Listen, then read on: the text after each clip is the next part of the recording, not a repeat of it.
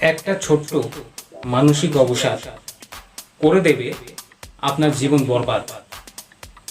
নমস্কার বন্ধুরা, আমি স্বরূপ, আউট অফ দ্য বক্সে আপনাদের সকলকে স্বাগত। কথাটার মানেটা বুঝিয়ে বলি। মানসিক অবসাদ কথাটা কিন্তু একটু ছোট্ট, মানে এমন একটা বড় ওয়ার্ড নয়, একদম ছোট ওয়ার্ড, মানসিক অবসাদ। কিন্তু এই মানসিক অবসাদটা এমন একটা ওয়ার্ড, যেই ওয়ার্ডটা আমাদের জীবনে একটা অনেক বড় স্থান দখল করে থাকে, অনেক বড় জায়গা নিয়ে থাকে।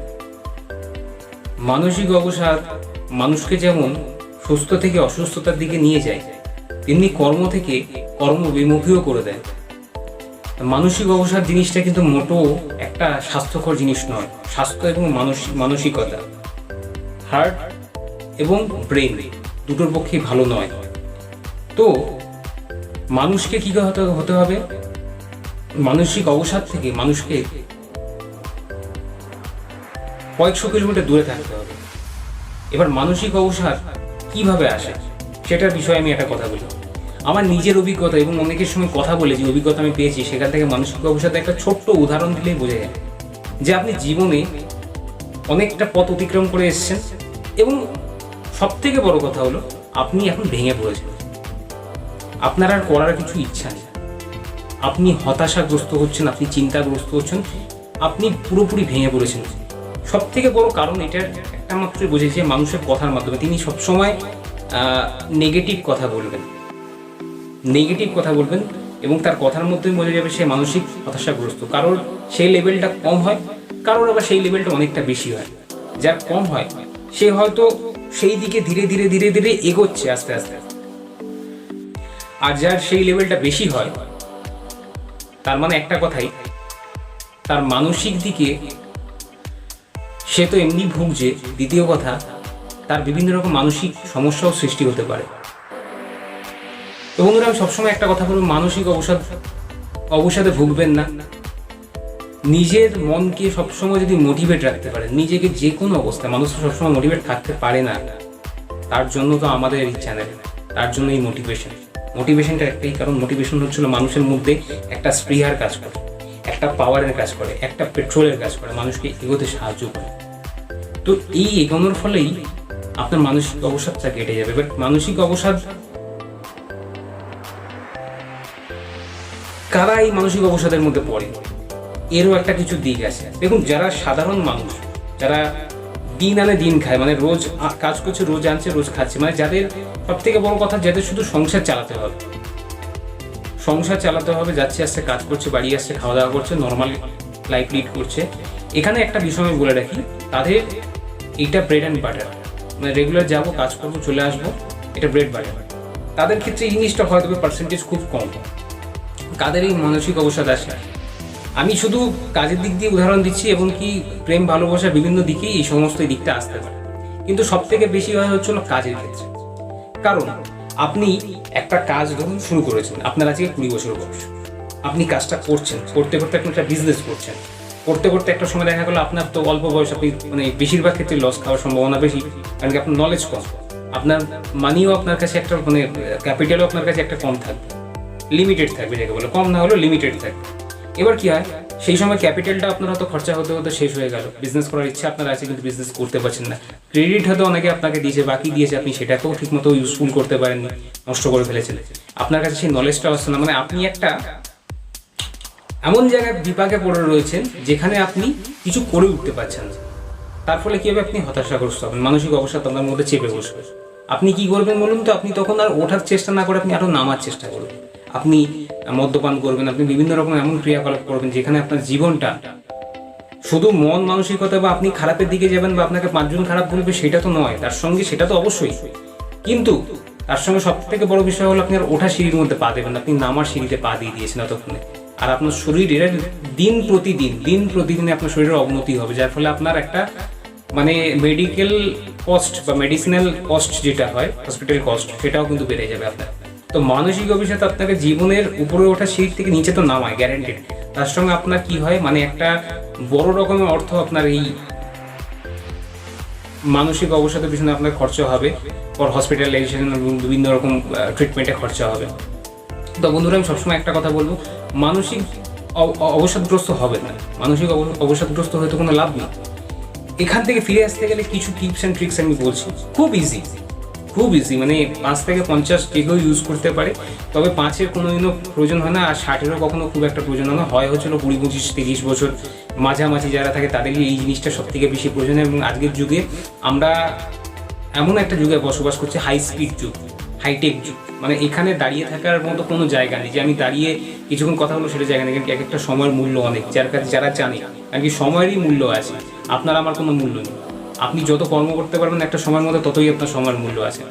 তো বন্ধুরা, আমি টপিকে চলে আসি যে মানসিক অবসাদ কাটানোর সব থেকে প্রথম বিষয় যেটা, সেটা হলো আপনি একটা জিনিস সবসময় মাথায় রাখবেন যে মানসিক অবসাদই না। শুনতে জিনিসটা একটা অদ্ভুত রকম লাগলো, আমি এটা আপনাকে একটা বলি, এটা আমি অনেক জায়গাতে দেখেছি, অনেককে বলতেও শুনেছি।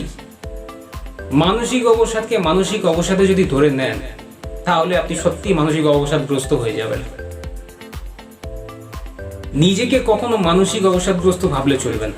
আপনি নিজেকে সবসময় ফিট অ্যান্ড ফাইন ভাববেন, যে আমি সবসময় ফিট আছি, মানসিক অবসাদগ্রস্ত নয়, এটা সবসময় ভাবতে হবে। কারণ কি, আপনি যখন মানে সাইকোলজিক্যাল ভাষায় যাকে বলা হয়, আপনি যখন কোনো রোগের কথা ভাববেন, সেই রোগাগ্রস্ত আপনি বেশি করে হবেন। কারণ কি, আপনি ব্রেনে ইন্ডিকেশন দিচ্ছেন যে you are need a psychiatrist, আপনার একটা সাইকিয়াট্রিস্টের প্রয়োজন। তখন আপনার ব্রেন বলবে, তখন আপনি যখন স্ট্রেসফুল হয়েছে আপনি নিজেই নিজেকে বলবেন। এটা আপনি নিজের ব্রেনকে একটা কোডিং পাঠাচ্ছেন যে আপনি খুব স্ট্রেসফুল, আপনি মানসিক অবসাদগ্রস্ত। তা এটা করবেন না, প্রথম কথা। দ্বিতীয় কথা, নিজেকে এমনভাবে ব্যস্ত রাখুন, নিজেকে এমনভাবে করে তুলুন যাতে আপনি কাজে প্রতিনিয়ত ব্যস্ত। আপনার কাছে মানসিক অবসাদ দেখার মতোই সময় নেই, আপনি ফু মেরে উড়ে দিন মানসিক অবসাদকে ফু মেরে উড়িয়ে দিন। আপনি সেটাকে আপনার দেখার মতোই সময় নেই যে মানসিক অবসাদ কি হয়। আমার তো দেখার মতো সময় নেই, আমি তো কাজে ব্যস্ত হয়ে গেছি, আমার কাছে সময় নেই। কি জিনিস, আমি তো জিনিসটা প্রথমেই শুনছি, আমার ডিকশনারিতেই শব্দ নেই, অভিধানে এই শব্দই নেই আমার জীবনে, আমি তো প্রথমবার শুনছি। তো আপনি মাথার মধ্যে এই জিনিসটা রাখুন যে আপনি কাজে যত ব্যস্ত হবেন, আপনি স্ট্রেস থেকে বেরিয়ে আসতে পারবেন। কারণ কি, কাজই একমাত্র এমন জিনিস যেটা মানুষকে উন্নতি তো দেয়, মানুষকে স্ট্রেস থেকে বেরিয়ে আসতে সাহায্য করে।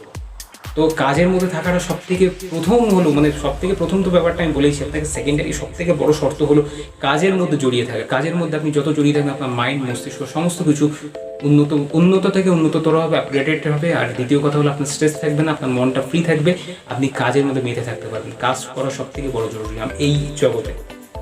তো কাজের মধ্যে থাকুন, এবং সবার মুখেই শুনবেন, সব সময় লোকে হয়তো জানুক না জানুক একটা কথা বলবে, হ্যাঁ তুমি কাজ করো, তুমি বসে থাকো, তুমি তো কাজটা করতে পারো। কারণ কি, বসে থাকলে কি হবে, মাইন্ডের মধ্যে না বিভিন্ন রকম কথা, বিভিন্ন রকম ওয়ার্ড আসবে মাইন্ডের মধ্যে, যার ফলে কি হবে, আপনার সেই কাজটা করতে তখন কাজ করার দিকে তো মন থাকবে না, আপনি অন্যদিকে মন চলে যাবে আপনার। তো তখন আপনার স্ট্রেসফুল হয়ে যাবে। কেন স্ট্রেসফুল হবে সেটার কারণটাও বলি। আপনি তখন পাশের লোকটাকে যখন দেখবেন যে সে তখন সাকসেসফুল আছে, আপনার মনে তখন একটা চিন্তা চলবে যে সেম কাজ তো আমিও জানি, কিন্তু আমি তো করতে পারছি না। এইটা হবে স্ট্রেসফুলের মেন কারণ, যে স্ট্রেস আপনি হয়ে যাবেন, তখন আপনি অবসাদগ্রস্ত হয়ে যাবেন। তাই বলি সবসময় কাজের মধ্যে ব্যস্ত থাকুন।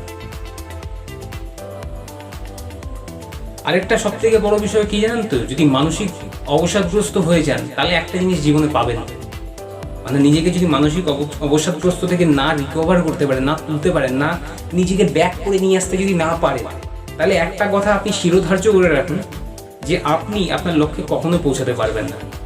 যাদের লক্ষ্য থাকে, প্রথম কথা পয়েন্টটা বুঝতে হবে, যাদের লক্ষ্য থাকে তাদেরই একমাত্র মানসিক অবসাদগ্রস্ত, তারাই একমাত্র। কিন্তু লক্ষ্যে যদি পৌঁছাতে না পারেন, তখনই আপনার মনের মধ্যে স্ট্রেস আসবে। দ্বিতীয় কথা, নিজেকে সবসময় এটা বলবেন যে মানসিক অবসাদ বলে কিছু হয় না, এবং সেই লক্ষ্যটাই পাওয়ার জন্য আপনি প্রতিনিয়ত চেষ্টা করবেন। আর নিজেকে একটা কথা বলবেন যে আপনি খুবই ভাগ্যবান, আপনি নিজের লক্ষ্য খুঁজে পেয়েছেন। কারণ কি, এই কথাটাও জেনে রাখবেন যে অধিকাংশ মানুষই তার নিজের লক্ষ্যটা খুঁজে পায় না, তার কাজটা কি সে সেটা বুঝে উঠতে পারে না, এবং লক্ষ্য বুঝতে পারে না বলে সে তার কর্মটাও সঠিক ডিরেকশনে করতে পারে না। কিছু লোককে দেখবেন যে এই কাজটা করছে, আবার 2-4 দিন পর সে এই কাজটা করছে। তো অরিজিনালি সে কি কাজ করবে, সে সেই কাজটা বুঝে উঠতে পারে না। তো আমি এই কথাটাই বলবো যে যেটা আপনার ভালো লাগে, যে লক্ষ্যে আপনি যেতে চান, আপনি সেই কাজটাই করুন, এবং তার ফলে কি হবে, আপনি অবসাদ থেকে কোটি কোটি কিলোমিটার দূরে থাকবেন, আপনি অবসাদগ্রস্ত থেকে কোটি কোটি কিলোমিটার দূরে থাকবেন। এবং এইটাই সব থেকে স্ট্রেস ফ্রি হয়ে যাওয়ার একমাত্র মূল মন্ত্র, যে আপনি অবসাদগ্রস্ত থেকে দূরে থাকুন আর কাজে লেগে থাকুন। কাজই আমাদের জীবনকে উন্নততর থেকে উন্নততর করতে পারে। আরেকটা সব থেকে বড় বিষয় হলো মানসিক অবসাদ আপনি তখনই হন যখন কোনো নেগেটিভ পার্সনরা আপনার ধারে কাছে আসে, বা নেগেটিভ কথাবার্তা আপনি যখন শুনতে পান। এই জিনিসটা যখনই আপনার কানে আসবে না, আপনি তখনই কি হবে, আপনি ডিমোটিভেট হতে থাকবেন। ডিমোটিভেটই স্ট্রেসের আরেকটা কারণ। আপনি যখনই ডিমোটিভেট হতে থাকবেন, আপনি স্ট্রেসফুল হয়ে যাবেন, আপনি মানসিক অবসাদগ্রস্ত হয়ে যাবেন। তাই আমি সবসময় বলি যে মানসিক অবসাদগ্রস্ত না হতে চাইলে নেগেটিভ মানুষদের থেকে, যারা নেগেটিভ কথাবার্তা বলছে তাদের থেকে আপনি সবসময় দূরে থাকুন। আপনি ভাবুন যে আমি এই নেগেটিভ মানুষজনের সঙ্গে আমি থাকবো না, তাদের বুঝতে দেবেন না, আপনি সরে চলে আসবেন। নেগেটিভ মানুষ রাস্তাঘাটে, পাড়া প্রতিবেশী, ঘরের মধ্যেই ঘুরে বেড়ায়, তাদের সঙ্গে থাকা উচিত না, তাদের থেকে সবসময় দূরে থাকবেন। তবেই আপনি কিন্তু আপনার জায়গা বোঝাবেন। নেগেটিভ মানুষ জীবনে কোনো জায়গায় নিজে পৌঁছাতে পারে না, কিন্তু যে এগোতে যায় তার পিছন ধরে জানা বা অজানা, তারা বুঝতে পারুক না পারুক, কিন্তু তারা তাদের যে পরিবেশ, তাদের চিন্তা ভাবনা, মাথার যে থট প্রসেস, সেটা সব জায়গায় ছড়িয়ে দেয়। তার ফলে পাশের পজিটিভ মানুষটাও সেটা গ্রহণ করে নেগেটিভ হয়ে গিয়ে তারও কাজে কোনো ইচ্ছা থাকে। তো আমি সবসময় বন্ধুরা একটা কথা বলবো, বি পজিটিভ। আমার কথাটাই হলো সবসময় বি মোটিভেটেড।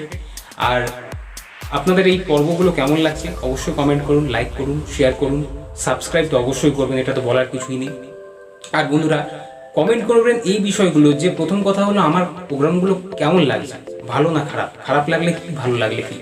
আর নতুন কোনো প্রোগ্রাম বা নতুন কোনো বিষয়, সাবজেক্টে কোনো প্রোগ্রাম দেওয়া যায় কি না, সেই বিষয়গুলো আপনারা যদি মনে হয় যে এই প্রোগ্রামের বিষয় দেওয়া যেতে পারে, তো আপনি সেটাও নিচে আমাকে কমেন্টে লিখুন। আর অবশ্যই সাবস্ক্রাইব করুন। তা আজকে আমি পর্ব এখানেই শেষ করছি। আপনারা ভালো থাকবেন। নমস্কার।